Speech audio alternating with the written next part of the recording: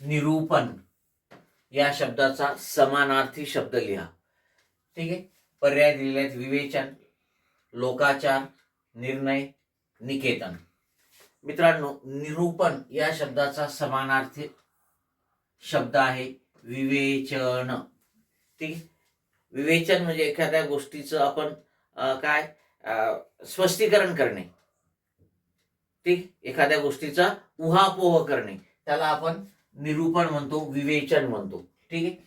ठीक. आणि मग हे आपलं उत्तर आहे. लोकाचार याचा अर्थ प्रापंच किंवा लौकिक किंवा मग लोकांची वागणूक असा होतो.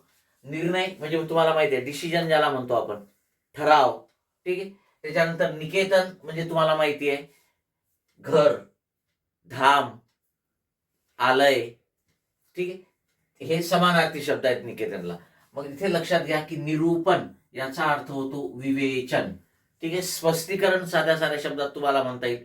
एखाद्या गोष्टीचा स्पष्टीकरण देणे, एखाद्या गोष्टीचा उहापोह तिथे करणे. ठीक आहे. त्याला काय म्हणतो आपण? विवेचन. आणि त्यालाच समानार्थी शब्द आहे निरूपण. ओके.